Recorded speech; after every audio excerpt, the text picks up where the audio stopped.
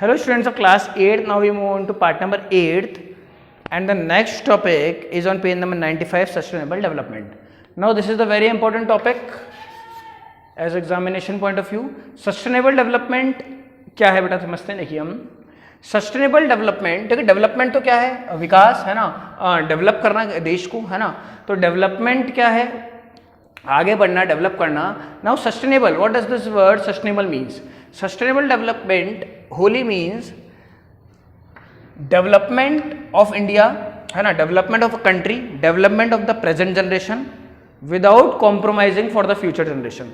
Development करना, है ना, आज की जनरेशन का जो हम आज जी रहे हैं, जितने लोग आज हैं उनके लिए डेवलपमेंट करना, नए घर बनना, बिल्डिंग्स बनना, मॉल्स बनना, रोड्स बनना, ब्रिजेस बनना, जो भी नई नई चीज़ें हो रही हैं जो हमें यूज़फुल हैं वो डेवलपमेंट है हमारे लिए.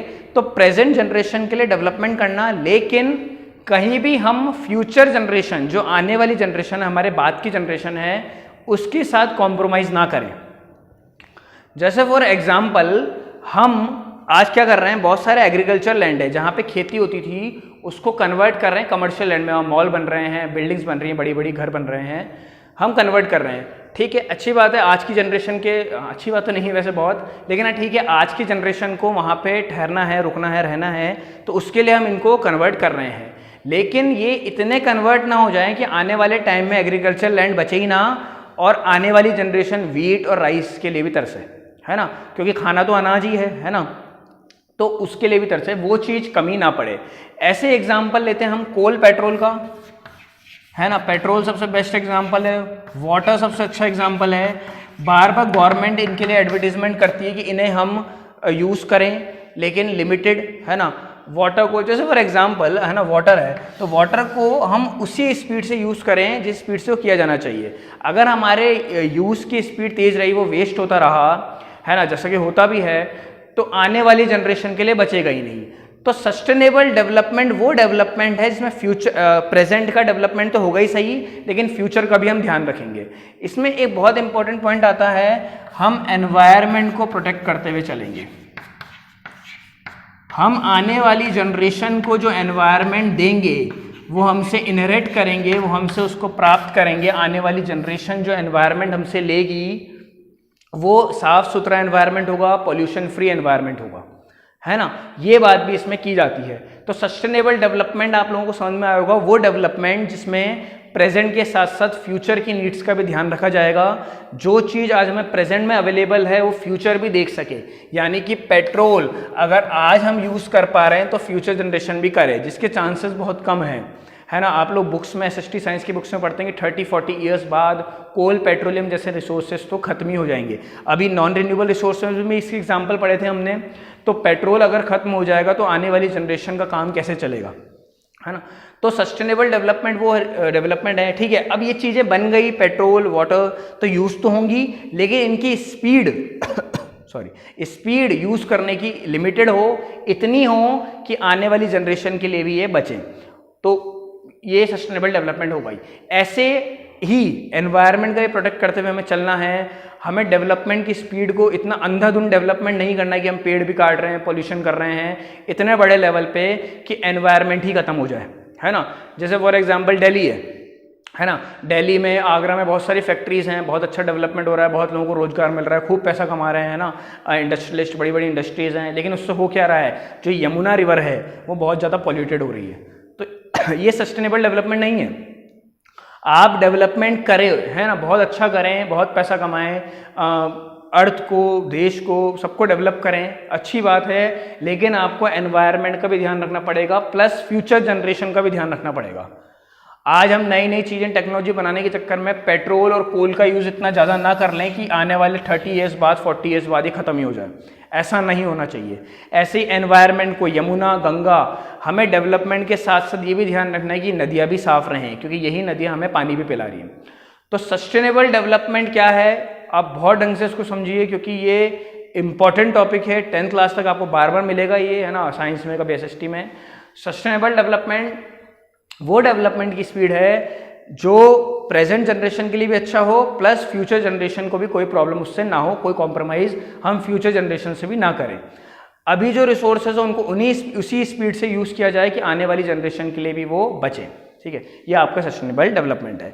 नाउ अगर हमको सस्टेनेबल डेवलपमेंट को आगे बढ़ाना है तो आपकी बुक में 3 टर्म्स दिए गए हैं जिसको 3 Rs बोलते हैं। ठीक है, क्या बोलते हैं बेटा? 3 Rs। पहला है reduce, next is reuse and recycle. ठीक है, आपको इन 3 चीज़ों को अगर आप ध्यान रखेंगे तो सस्टेनेबल डेवलपमेंट को आप सक्सेसफुल बना सकते हैं। रिड्यूस मतलब कोई भी चीज़ का जो कंजम्पशन है, किसी भी चीज़ का जब हम यूज़ कर रहे हैं रिसोर्सेज का, तो रिड्यूस करें। रिड्यूस मतलब कम, रिड्यूस का मतलब क्या होता है? कम करें, है ना, जितनी आवश्यकता हो उतना ही करें। अगर कहीं पे हमें पानी वगैरह का हम यूज़ कर रहे हैं, पानी के लिए बार बार गवर्नमेंट बोलती है कि पानी बचाओ, ऐसा करके ना, सेव वाटर सेव अर्थ। तो अगर वाटर को हम यूज़ कर रहे हैं जहाँ पे 1 बाल्टी से काम चल सकता है, 1 बकेट से काम चल सकता है, वहाँ पे हम 1 बकेट का ही यूज़ करें, ज़्यादा यूज़ ना करें। रिड्यूस मतलब कि हम अपने कंजम्पशन को रिड्यूस कर सकते हैं। जैसे फॉर एग्जांपल पेट्रोल की बात करें, नॉर्मल सी बात है, जब हम पास में छोटे डिस्टेंसेस के लिए जा रहे हैं तो हम वॉक करके भी जा सकते हैं, हमें गाड़ी की ज़रूरत नहीं है तो हमें उसको यूज़ नहीं करना चाहिए, उससे हम पेट्रोल सेव कर सकते हैं। वाटर जो टैप्स वगैरह हैं, हमें अगर वो ख़राब हो रहे हैं, किसी तरह से लीकेज हो रहा है उनमें वाटर का, तो उन्हें हम रिपेयर कराएं, है ना। तो कैसे ना कैसे हम रिड्यूस करें हमारे कंजम्पशन को, हमारे यूज़ को, तो आने वाली जनरेशन भी इन चीज़ों को देख सकती है, फिर वो सस्टेनेबल डेवलपमेंट हो पाएगा। रीयूज़ क्या है? हम किसी चीज़ को बार बार यूज़ करें। जैसे कि हमने कपड़े हैं पहने, ओल्ड क्लोथ्स हैं, पुराने हो गए, अब वो पहनने लायक नहीं है, तो हम डायरेक्ट ना फेंक के उन्हें किसी और चीज़ में यूज़ कर लें घर में, जैसे कि डोरमेट्स के तौर पे, है ना, पैर में बिछाने के हिसाब से डोरमेट्स पैरदान के हिसाब से यूज़ कर लें, है ना, ये सब रीयूज़ है। और जैसे मान लीजिए कोई जूट वगैरह कटते हैं जिसमें बोरियां होती हैं जो, है ना, गेहूं चावल की, उनका हमने गेहूं चावल उनसे खाली कर दिया, उनको डायरेक्ट फेंकने के बजाय हम उन्हें मार्केट से कुछ सामान लाने वगैरह में भी यूज़ कर सकते हैं। तो रीयूज़ मतलब कि यूज़ मैनी टाइम्स, है ना। रीयूज़ मतलब कि हम वापस की चीज़ का यूज़ कर सकें। Now what is recycle? Recycle जैसे फॉर एग्जांपल आप घर पे आपने कई बार देखा होगा कि हर महीने टू महीने, है ना, हर हफ्ते हम कबाड़ी वाले को अखबार, वाटर बॉटल्स, है ना, जो कांच की बोतल्स आती हैं, ये सब बेचते हैं। ऐसे ही जब हम किसी बेकरी, कन्फेक्शनरी वगैरह पे कोल्ड ड्रिंक पीते हैं कांच की बोतल में, तो वो ग्लास की बोतल वहीं पे जमा हो जाती है। ये सब बाद में जाके रिसाइकलिंग इंडस्ट्री में आते हैं रिसाइकल होने के लिए, ये वापस यूज़ होते हैं। वो कांच की बोतल को कुछ नुकसान नहीं हुआ, सिर्फ वो क्या हुआ, हमने उसको कंजम्पशन किया, उससे कोल्ड ड्रिंक पी तो वो झूठी हो गई।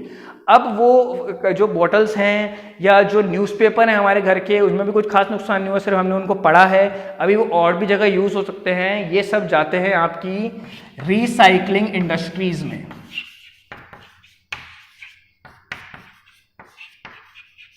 रिसाइकलिंग इंडस्ट्रीज में फर्दर यूज होने के लिए, अब ये तैयार होंगे आगे यूज होने के लिए। जैसे फॉर एग्जांपल आपने देखा होगा कि जो न्यूज़पेपर हम घर में से सेल करते हैं कबाड़ी वाले को, वो कबाड़ी वाला देता है रिसाइकलिंग इंडस्ट्रीज में, और फिर कुछ ही टाइम बाद हम कचौरी लेने जाते हैं तो वही रैपर बन के कचौरी उसमें बिकती है। तो कितनी अच्छी बात है कि वो चीज़ जो न्यूज़पेपर अगर हमारे लिए तो किसी काम के नहीं था, 10 दिन पुराना अखबार है, हमारे लिए किसी काम का नहीं, हम तो उसको फेंक देते, हमने उसको दिया एक रैक पिकर को, एक कबाड़ी वाले को, और उसने वो क्या करा, हमने पैसे भी उससे कमा लिए थोड़े बहुत जो आने थे, प्लस उसने क्या करा, उसको बेचा। अब बेचने से उसका वापस यूज़ हो गया, है ना, वो रिसाइकल इंडस्ट्री में गए और उनका क्या बना, रैपर टाइप बन गए, और वो रैपर वापस मार्केट में यूज़ होने लग गए। तो इससे देखिए हुआ क्या, एक तो है ना एक साइकिल भी चली, है ना, पैसा भी जनरेट हुआ इकोनॉमी में, प्लस दूसरी बात उसी अखबार का यूज़ भी हुआ वापस, है ना, वो रिसाइकल है। अगर हम ये चीज़ें करेंगे, ये 3 स्टेप्स करते हैं, तो हम एक ही चीज़ को बहुत बार यूज़ करेंगे। पेट्रोल, वाटर जैसे इंपॉर्टेंट मटेरियल्स को, इंपॉर्टेंट रिसोर्सेज को जो आने वाले फ्यूचर में नहीं मिलेंगे, उन्हें सेव कर पाएंगे। इसलिए ये तीनों 3 Rs, reduce, reuse, recycle, are very important, are very substantial for sustainable development. अगर हमको सस्टेनेबल डेवलपमेंट को सक्सेस बनाना है, ऐसा डेवलपमेंट करना है जो प्रेजेंट के साथ साथ फ्यूचर की नीड्स का भी ध्यान रखे, तो ये 3 Rs बहुत जरूरी हैं, that is reduce, reuse and recycle. तो ये आप लोगों का पार्ट नंबर 8 के साथ and page number 95 chapter and हो जाता है। Question answers exercises PDF form में आपको मिल जाएंगे। कोई भी इसमें प्रॉब्लम होती है तो